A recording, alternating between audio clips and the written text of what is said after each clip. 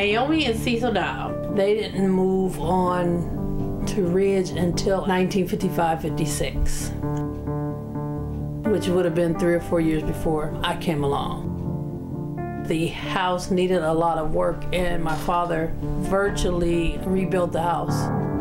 He's the one that built the brick wall around it, but didn't have a garage, so he built the garage. And he added the patio to it. My father for many years was the business agent for Youngstown. It was a political position. She did not work at all because he made a pretty good living. Back in the late 50s, early 60s, we were considered pretty well-to-do. My mother had a brand new Cadillac and a Ming Coal, and I was only child. And we had a pretty nice house. And they always had dinner parties. My father had finished our basement, so we had a full bar. I can remember being little and my parents entertaining all their friends down the bar, and they would let me stay up, and I'd be like the little hostess.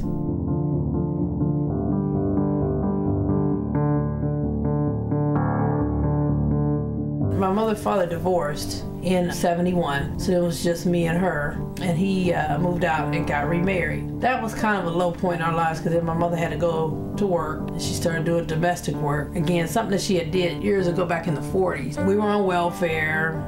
We stayed at the house.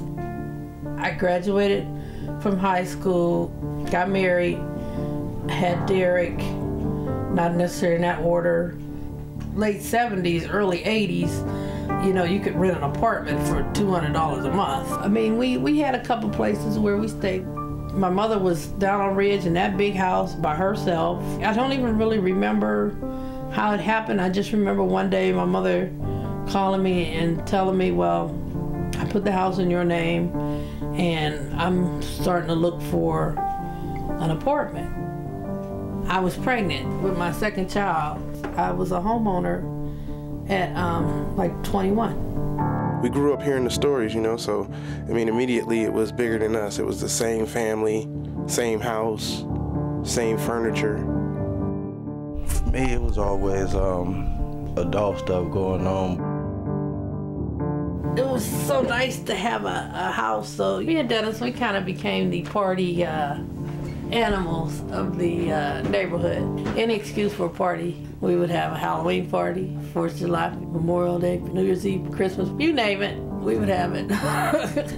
I look back now and I'm like, boy, as poor as we were, I don't know how we had money to throw these parties and have food for days. And we got the party too, you know, it would start upstairs and it would go down to the basement. Party ain't a party if it don't end up in the basement. When you go down there, you seem like a dance club. I did like our basement because nobody else had a basement like ours out of all my friends. It was unique. I mean, who else had this big brick wall in front of their house? The brick wall, it sticks out real big. I didn't really do too good trying to climb that wall, but I did climb the wall. The carpet, it was kind of ugly, but it was home, you know, so you didn't really think about that.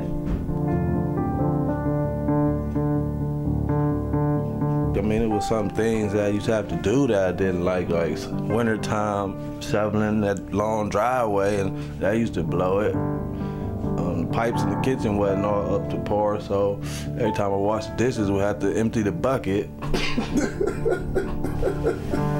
So that used to blow it. We were poor, but they found a way. I mean, we didn't have the best clothes, we had clothes. We didn't have the best cars, we had cars. And, you know, we didn't have the best looking home, but we had a house. In 1997, me and Nikki, we went to the grocery store. I remember coming down Hillman Street, looking down, and you get to see fire trucks and billows of smoke coming from my house. And I just remember the fireman took me down the basement and showed me where they think the fire had started, and they said that it was started by a smoldering cigarette. From what James told me, he was upstairs in the kitchen and his other friends were down in the basement. And so, of course, to this day, we don't really know which friend started the fire or who did what. Me, my mom, my little sister basically had to, you know what I'm saying? That was our home, so we was in the streets after that. You know, Mom and Nick, they went to live with her friend. But knowing me, I was in the streets at that time. Her friend didn't want me to go stay with him, so I was just basically left out in the streets, you know. I don't know, I never thought that we'd be able to even move back in it. We moved back in maybe about a year later. My father-in-law, bless his heart, he gave me the money to get the house fixed up. I kept thinking, like, what if it happened again and we in the house? Did it about 2000. I wasn't home for this one either. I was at work and I get a phone call from Marvin Miller, and he said, Joyce, isn't your address 631 Ridge Avenue? And I said, yes. And then he said, I just heard it go over the police radio that they're on their way to your house. Your house is on fire. Oh Lord, not again, not again. So I guess this time it was from an overload of too much stuff being plugged in the attic. This fire started in the attic, so it was electrical. Fortunately, the fire department didn't knock down any doors this time because Jamie was home. Little James was there, and he was just a baby. But they were okay. But it was real scary. And even now, when I hear a fire truck, I always think.